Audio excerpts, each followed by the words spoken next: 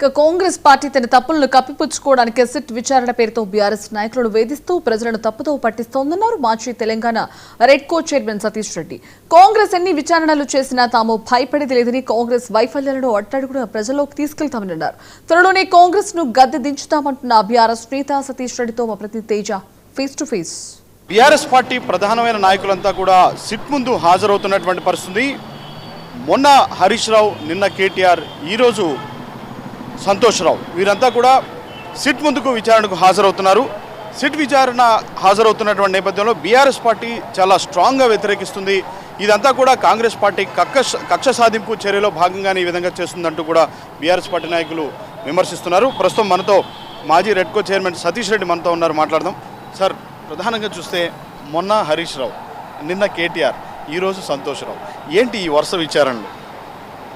ఈరోజు BRS party Naini బొగ్గు కుంభకోణం ఏదైతే బయటపెట్టిందో అప్పటి నుంచి ప్రజల్లో వ్యతిరేకత వస్తుందని, ఎట్లయితే సింగరేణిని నాశనం చేయడానికి కుంభకోణాలు ఎట్లయితే చేస్తున్నారో, సైట్ విజిట్ పేరు మీద టెండర్లను కొల్లగొట్టి సీఎం రేవంత్ రెడ్డి బామ్మర్ది సుజన్ రెడ్డికి కుంభకోణం బొగ్గుని అప్పచెప్పే విధంగా దాన్ని దోచుకుంటున్నారని మేము బయట పెడితే దాని నుంచి ప్రజలను దృష్టి మరలించడానికి ఈరోజు సిట్ విచారణ పేరు మీద మొన్న హరీష్ రావు గారిని, నిన్న కేటీఆర్ గారిని, ఈరోజు సంతోష్ కుమార్ గారిని సిట్ విచారణకు పిలిపించి ప్రజల దృష్టిని మరల్చడానికి ప్రయత్నం చేస్తున్నారు. ఇంకొక విషయం ఇక్కడ గమనించాల్సింది ఏంటంటే, మొన్న దావోస్ పోతున్న రేవంత్ రెడ్డి, దావోస్ పేరు మీద పోయిన రేవంత్ రెడ్డి 22వ తారీఖు రోజు దావోస్ నుంచి బయలుదేరి ఎక్కడికి పోయిండు?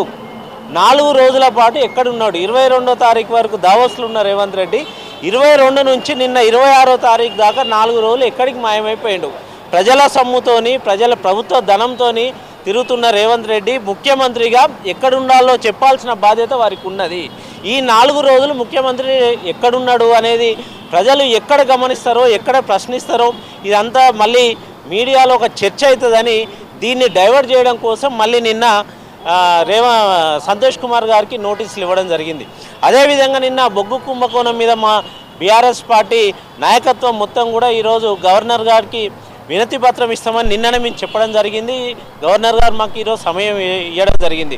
ఇంకొక విషయం కూడా వినిపిస్తారు, అంటే హరీష్ రావు అయిపోయారు, కేటీఆర్ అయిపోయారు విచారణ, సంతోష్ రావు అయిపోయారు, ఇక సంతోష్ రావు తర్వాత కేసీఆరే ఉన్నారు, కేసీఆర్ని కూడా సిట్ పిలిపించబోతుంది అనేటువంటి చాలా బలంగా చర్చ జరుగుతుంది. అదే చెప్తున్నాను కదండి, కేసీఆర్ గారి మీద కుట్ర చేయలు భాగంగానే మొదట వీళ్ళని చేశారు, తర్వాత కేసీఆర్ గారిని తీసుకొస్తారు. ఖచ్చితంగా వాళ్ళు తీసుకొస్తారు. రేవంత్ రెడ్డి చేసే పని ఏంది? ఈరోజు వాళ్ళు చేయాల్సిన పని ఏంది? వాళ్ళు ఏం చెప్పి ఏ హామీలు ఇచ్చి వచ్చిన ప్రజలకి?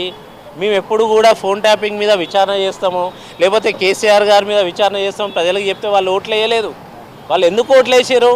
6 గ్యారంటీలు చెప్పారు, మేము అమలు చేస్తాం. 420 హామీలు ఇచ్చారు, మేము అమలు చేస్తామంటే ఓట్లు వేసారు. కానీ కేసీఆర్ గారు మీనో, ఫోన్ ట్యాపింగ్ అనో, కాళేశ్వరం మీనో విచారణ చేస్తా అంటే వాళ్ళు ఓట్లు వేయలేదు. ప్రజలకు మీరు చెప్పిన హామీలు ఏంది, మీరు చేయాల్సింది ఏందో అది చేయండి. అవి చేయలేని పరిస్థితులలో వాళ్ళకి పాలన చేతగాక ప్రజల కోసం ఖచ్చితంగా ఈ గవర్నమెంట్ని పడగొట్టే వరకు, ఈ గవర్నమెంట్ని ప్రజలలోకి తీసుకెళ్ళి బుద్ధి చెప్పే వరకు కూడా మేము ప్రశ్నిస్తాం.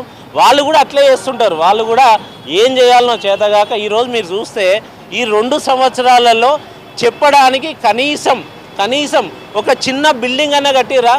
సరే, పోలీసులు ఇంతగానో వాడుతున్నారు కదా, ఒక పోలీస్ స్టేషన్ అన్న కట్టినా రేవంత్ రెడ్డి? కనీసం మేము ఎన్ని కలెక్టరేట్లు కట్టినాం, సెక్రటేరియట్ కట్టినాం, టీ హబ్ లాంటి ఎన్నో కట్టినాం, బిల్డింగ్లు కట్టినాం, కేబుల్ బ్రిడ్జ్ కట్టినాం, కాళేశ్వరం ప్రాజెక్టు కట్టినాం, సీతారామ ప్రాజెక్టు కట్టినాం. నువ్వేం కట్టినావే?